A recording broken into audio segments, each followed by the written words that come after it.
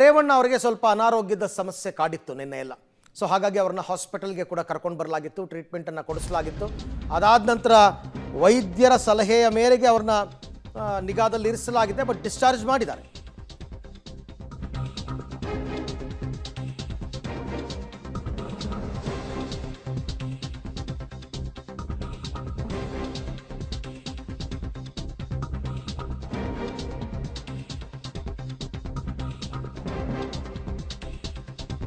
So Revanna ಅವರಿಗೆ gastric ಸಮಸ್ಯೆ ಕಾಣಿಸ್ಕೊಂಡಿತ್ತು. Victoria ಆಸ್ಪತ್ರೆಯಲ್ಲಿ ಚಿಕಿತ್ಸೆ ಕೊಡಿಸಿ ಬಳಿಕ ಈಗ CIDಗೆ ವಾಪಸ್ ಕರೆತರಲಾಗಿದೆ.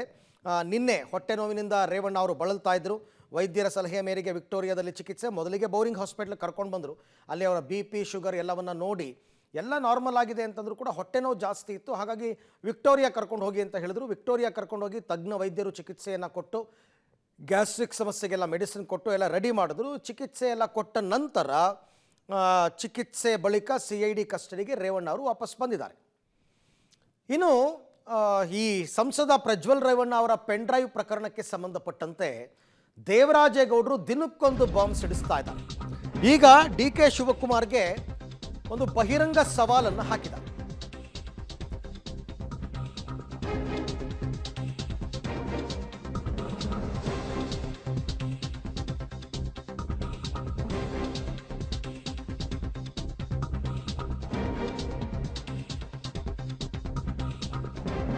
DK ಶಿವಕುಮಾರ್ ಅವರ ಕೈವಾಡ ಈ ಪ್ರಕರಣದಲ್ಲಿ ಇಲ್ಲ ಅನ್ನೋದಾದರೆ ಬಹಿರಂಗ ಚರ್ಚೆಗೆ ಬರಲಿ. DCM DK ಶಿವಕುಮಾರ್ಗೆ BJP ಮುಖಂಡ ದೇವರಾಜೇಗೌಡ ಸವಾಲ್ ಹಾಕಿದ್ದಾರೆ. ವಿಧಾನಸೌಧ ಗಾಂಧಿ ಪ್ರತಿಮೆ ಬಳಿ ಬಹಿರಂಗ ಚರ್ಚೆಗೆ ಆಹ್ವಾನಿಸಿದ್ದಾರೆ.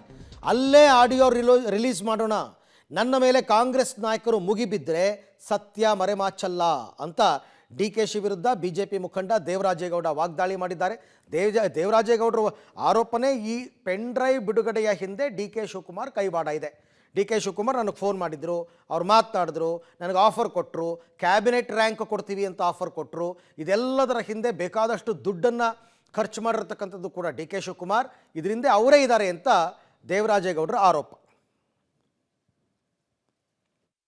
ಮುಕ್ತವಾಗಿ ಸ್ವಾಗತ ಮಾಡ್ತೀನಿ. ನನ್ನಲ್ಲಿ ಅಕಸ್ಮಾತ್ ಅವಶ್ಯಕತೆ ಇದ್ದರೆ ವಿಧಾನಸೌಧ ಮತ್ತು ಹೈಕೋರ್ಟ್ ಮಧ್ಯ ಆ ಕಾರಿಡಾರ್ ಇದೆಯಲ್ಲ, ಜಾಗ ಇದೆಯಲ್ಲ, ಅಲ್ಲಿ ಅಂಬೇಡ್ಕರ್ ಸ್ಟ್ಯಾಚ್ಯೂ ಕೆಳಗಡೆ ಅಲ್ಲಿ ಬಹಿರಂಗ ಚರ್ಚೆಗೆ DK ಶಿವಕುಮಾರ್ ಅವರು ಬಂದರೆ ನಾನು ಬಂದು ಕುಳ್ತ್ಕೊತೀನಿ, ದಾಖಲೆ ಹಿಡ್ಕೊಂಡು ಕುಳ್ತ್ಕೊತೀನಿ. ನಾನು ನಮ್ಮ ಹೆಣ್ಣು ಮಕ್ಕಳ ಮಾನವನ್ನು ಶೀಲವನ್ನು ಹರಾಜಾಕಿರೋರಿಗೆ ಶಿಕ್ಷೆ ಆಗಲೇಬೇಕು. ಇವರಿಗೆ ಜೈಲಿಗೆ ಕಟ್ಟುವಂಥ ಕೆಲಸದೇ ನನ್ನ ಮೊದಲನೇ ಗುರಿ. ಅದು ಯಾರೇ ಆಗಿರಲಿ, ಮಂತ್ರಿ ಆಗಿರಲಿ, ಮುಖ್ಯಮಂತ್ರಿ ಆಗಿರಲಿ, ಉಪಮುಖ್ಯಮಂತ್ರಿ ಆಗಿರಲಿ, ಯಾರೇ ಆಗಿರು ಕೂಡ ಬಿಡಲ್ಲ. ಇದರಲ್ಲಿ ನಾನು ಕಾನೂನು ರೀತಿ ಹೋರಾಟ ಮಾಡಿ ಇವ್ರನ್ನ ಜೈಲಿಗೆ ಕಳ್ಸೋದೇ ಕೆಲಸವನ್ನು ಮಾಡ್ತೀನಿ. ನಾವು ಸಿದ್ಧವಾಗಿದ್ದೀವಿ. ನಾವೀಗ ಅಲ್ಲಿ ನಾವು ಶಸ್ತ್ರಸಜ್ಜಿತವಾಗಿ ಬರ್ತೀವಿ. ನಾವಲ್ಲಿ ಅದಕ್ಕೆ ನೀವು ಸಿದ್ಧರಾಗಿದ್ದೀವಿ. ದೇವರಾಜೇಗೌಡ ಬ್ಲ್ಯಾಕ್ ಮೇಲ್ ದೇವರಾಜೇಗೌಡ ಮತ್ತು ಇನ್ನೇನು ಬೇರೆ ಬೇರೆ ಪದ ಬಳಕೆ ಮಾಡಿ ಕಾಂಗ್ರೆಸ್ ನಾಯಕರೆಲ್ಲ ಮಾತನಾಡ್ತಾ ಇದ್ದಾರೆ. ಅದಕ್ಕೆ ಉತ್ತರವನ್ನು ನಾನು ಬರೀ ಇಲ್ಲಿ ಮಾತಾಡಿದ ಸಾಲದು, ಅಲ್ಲಿ ದಾಖಲೆ ಸಮೇತ ಬಿಡ್ತೀನಿ ನಾನಲ್ಲಿ. ಬಟ್ ಅವತ್ತು ನಾನು ದಾಖಲೆ ಬಿಟ್ಟರೆ ಅವತ್ತಲ್ಲಿ ತಾವು ರಾಜಕೀಯದಿಂದ ಖಾಲಿ ಮಾಡಬೇಕಾದ ಪರಿಸ್ಥಿತಿ ನಿರ್ಮಾಣ ಆಗ್ತದಲ್ಲಿ. ಖಂಡಿತ ನನಗೂ ಆಸೆ ಇದೆ ಅದನ್ನು ಪೂರ್ತಿ ಎಲ್ಲರಿಗೂ ಕೇಳಿಸ್ಬೇಕಂತ. ಅಂದರೆ ಈಗಲೇ ಕೇಳಿಸ್ಬಿಟ್ರೆ ಎಲ್ಲ ಗ್ರಾಮದ ಅಂದರೆ ಹಳ್ಳಿ ಲೆವೆಲಲ್ಲೂ ಕೂಡ ಕಾಲಲ್ಲಿರೋನ ಕೈಲಿ ಹಿಡ್ಕೊಬಿಡ್ತಾರೆ ಆಡಿಯೋ ಪೂರ್ತಿ ಕೇಳಿಸ್ಬಿಟ್ರೆ. ಹಾಗಾಗಿ ಈಗ ಸದ್ಯಕ್ಕೆ ಬೇಡ. ಅದನ್ನು ಎಲ್ಲಿ ಸಮಗ್ರ ತನಿಖೆಯಲ್ಲಿ ಕೊಡಬೇಕು, ಆ ತನಿಖೆ ಕೊಟ್ಟು ಅನಂತರ ಬೇಕಾದ್ರೆ ತನಿಖಾಧಿಕಾರಿಗಳಾಗಿರ್ಬೋದು ಕೋರ್ಟಲ್ಲಿ ಬಿಡುಗಡೆ ಮಾಡಲಿ. ಈಗ ಬಿಡುಗಡೆ ಮಾಡೋದು ಬೇಡ.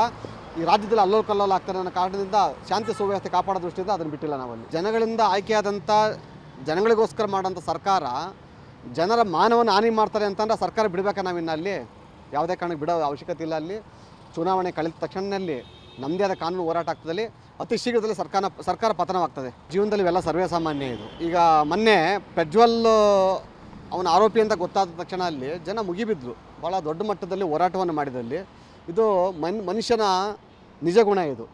ಈಗ ಅವನು ತಪ್ಪಿತಸ್ಥ ಅಂತ ಯಾವಾಗ ಗೊತ್ತಾಯಿತು ನಾನು ದಾಖಲೆ ಬಿಡುಗಡೆ ಮಾಡಿದ್ನೋ ಅಲ್ಲಿ ಅದು ಅವಿಯಸ್ಲಿ ಅದು ಮಾಡೇ ಮಾಡ್ತಾರಲ್ಲಿ. ಹಾಗೆ ತಪ್ಪೇನಿಲ್ಲ. ಅದರಲ್ಲಿ ಜನ ಅರ್ಥ ಆಗಿದೆ. ಈಗ ಅಲ್ಲಿ ಕಾಂಗ್ರೆಸ್ನಲ್ಲಿ ಎಷ್ಟು ಕೊಳಕು ಸಂಸ್ಕೃತಿ ಇರೋಂಥ ಜನಗಳಿದ್ದಾರೆ ಅಂತೇಳಿ ಈಗ ಗೊತ್ತಾಗಿದೆ ಅಲ್ಲಿ.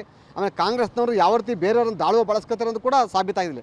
ಹಾಗಾಗಿ ಆ ಪೋಸ್ಟರ್ ಅನಿಸಿರೋ ತಪ್ಪೇನಿಲ್ಲ. ಅಲ್ಲಿ ಅವರ ಮನಸ್ಥಿತಿ ತಕ್ಕಂಗೆ ಅನಿಸಿದ್ದಾರೆ. ಸರ್ಕಾರ ಅಂತ ಅಂದಮೇಲೆ ಸರ್ಕಾರದ ಅಧೀನದಲ್ಲಿ IG DG ಮತ್ತು ಕಮಿಷನರ್ ಎಲ್ಲ ಬರ್ತಾರೆ ಅಲ್ಲಿ.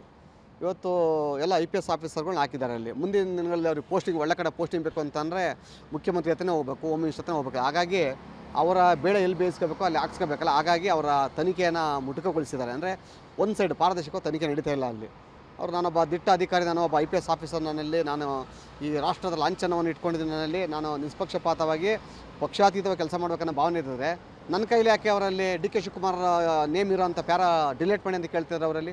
ಸೊ ಹಾಗಾಗಿ ಇದು ಸತ್ಯ, ಅದು ಅವ್ರು ಹೇಳಿರೋಂಥದ್ರಲ್ಲಿ ಯಾವುದೇ ಆಕ್ಷೇಪ ಇಲ್ಲ. ಅಲ್ಲಿ ಇವರು ಒಂದು ಸೈಡ್ ಕೆಲಸವನ್ನು ಮಾಡ್ತಿದ್ದಾರೆ. ಅಲ್ಲಿ ಸತ್ಯವಾಗಿ, ಧರ್ಮವಾಗಿ ಮತ್ತು ಒಂದು ನಿಷ್ಠೆಯಿಂದ ಕೆಲಸವನ್ನು ಮಾಡ್ತಿಲ್ಲ ಅಂತ ಅದು ನಾನು ಒಪ್ಕೋತೀನಿ. ನನಗೆ ನನ್ನ ತಾಯಿ ಒಂದು ಮಾತು ಹೇಳಿದ್ದಾರೆ, ನೀನು ಬದುಕಿದ್ರೆ ಸರ್ದಾರ್ ವಲ್ಲಭಾಯ್ ಪಟೇಲ್ ಥರ ಬದುಕಬೇಕು ಅಂತ ಹೇಳಿ. ನಡೆದರೆ ಮಹಾತ್ಮ ಗಾಂಧೀಜಿ ಥರ ನಡಿಬೇಕು ಅಂತ ಇದೆ. ಅಲ್ಲಿ ಕೆಲವು ತತ್ವ ಸಿದ್ಧಾಂತಗಳು ನನ್ನ ತಾಯಿ ಹೇಳ್ಕೊಟ್ಟಿದ್ದಾರೆ. ಹಾಗಾಗಿ ನನಗೆ ಯಾವ ಬೆದರಿಕೆ ಕಾಲ್ ಬಂದರೂ ಕೂಡ ನಾನು ಕೇರ್ ಮಾಡೋಂತನಲ್ಲ. ಯಾವುದೇ ಕಾಲ್ ರಿಸೀವ್ ಮಾಡಿದ್ರು ಕೂಡ ನನಗೆ ಅದರಲ್ಲಿ ಏನೋ ಬೇರೆ ಪದಗಳು ಬತ್ತು ಅಂತ ಆ ಕಾಲ್ ಕಟ್ ಮಾಡಿ ಅದನ್ನು ರಿಜೆಕ್ಟ್ ಲಿಸ್ಟ್ಗೆ ಹಾಕ್ತೀನಿ.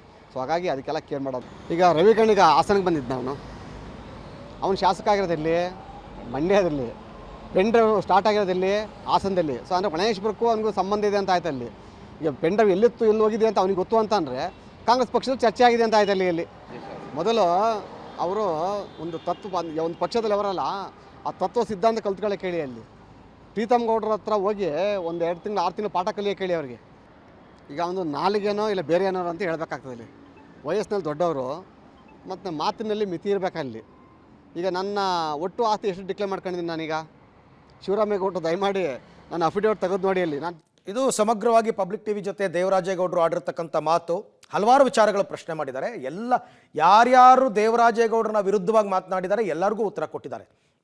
D K Shivakumar, LR Shivaramegowda, Ganiga Reddy, Manjegowda ಎಲ್ಲರ ಪ್ರಶ್ನೆಗೂ ಉತ್ತರ ಕೊಟ್ಟಿದ್ದಾರೆ. ಬಟ್ ಪ್ರಮುಖವಾದದ್ದು ಡಿ ಕೆ ಶಿವಕುಮಾರ್, ನಿಮ್ಮ ಪಾತ್ರ ಇಲ್ಲ ಅಂದರೆ ಬಹಿರಂಗ ಚರ್ಚೆಗೆ ಬನ್ನಿ, ಅಲ್ಲೇ ನಾನು ಆಡಿಯೋ ರಿಲೀಸ್ ಮಾಡ್ತೀನಿ ಅಂತ ಹೇಳಿದ್ದಾರೆ.